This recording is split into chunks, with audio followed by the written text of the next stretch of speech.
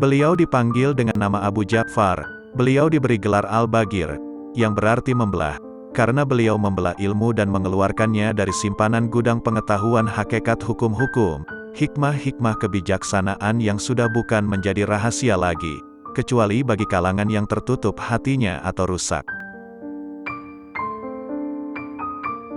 Al-Imam Ibnul Madini telah meriwayatkan, dari Jabir bin Abdullah, semoga Allah meridhoinya, bahwa beliau berkata kepada Imam Muhammad Al-Bagir yang masih berusia anak-anak saat itu, Rasulullah berkirim salam kepadamu. Lalu Jabir ditanya, bagaimana bisa demikian?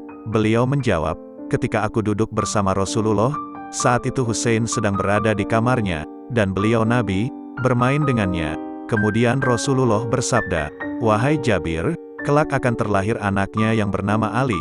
Bila di hari kiamat ada yang berseru, bangkitlah Sayyidul Abidin, penghulu para ahli ibadah, lalu bangunlah anaknya. Kemudian akan terlahir pula anaknya yang bernama Muhammad. Bila kelak engkau bertemu dengannya wahai Jabir, sampaikanlah salamku padanya. Beliau seorang Alawi, keturunan Ali, dari sisi ayah dan ibunya.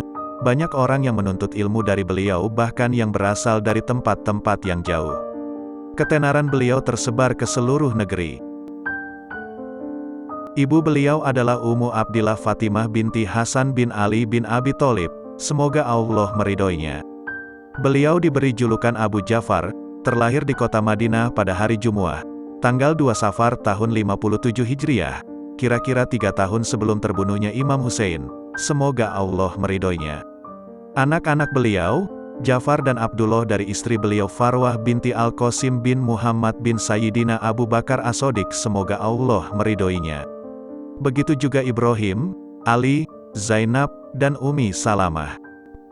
Beliau meninggal di kota Madinah tahun 114 atau 117 atau 118 Hijriah. Kubur beliau di pemakaman Baqi, di sebelah ayahnya dalam Quba Abbas. Beliau berwasiat agar dikafani dengan gamis yang biasanya beliau pakai untuk sholat. Berikut untayan nasihat Al-Imam Muhammad Al-Bagir.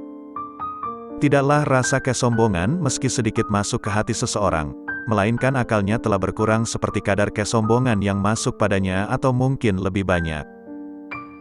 Sesungguhnya musibah dapat menimpa orang mukmin dan selain orang mukmin, tetapi ia tidak akan menimpa orang yang berzikir kepada Allah.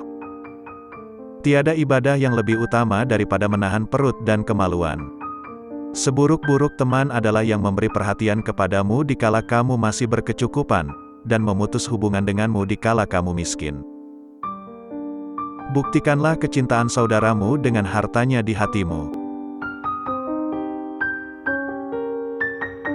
Bila beliau tertawa, beliau berkata, ya Allah, janganlah engkau murka padaku.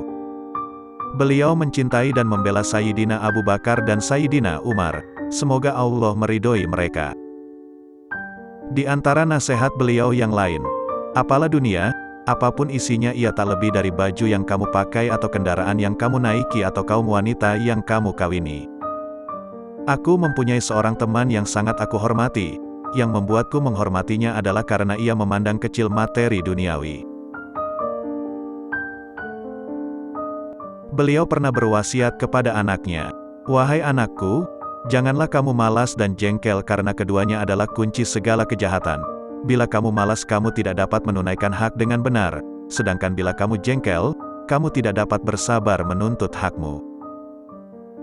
Bila kamu menginginkan kenikmatan itu langgeng, maka perbanyaklah tahmid dan bersyukur kepada Allah atas nikmat itu.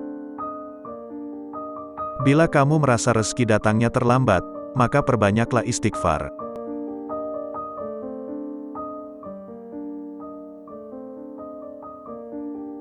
Bila kamu merasa sedih karena sesuatu, maka perbanyaklah membaca.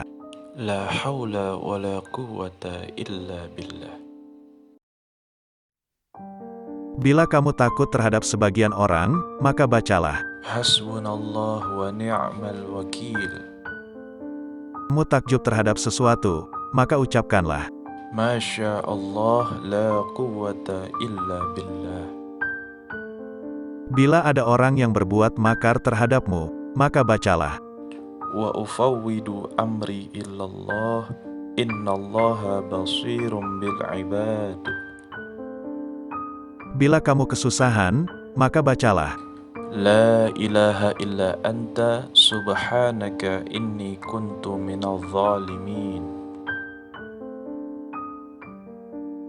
Di antara anak-anak beliau yang paling sempurna dan yang menjadi khalifahnya adalah Al-Imam Ja'far As-Shadiq.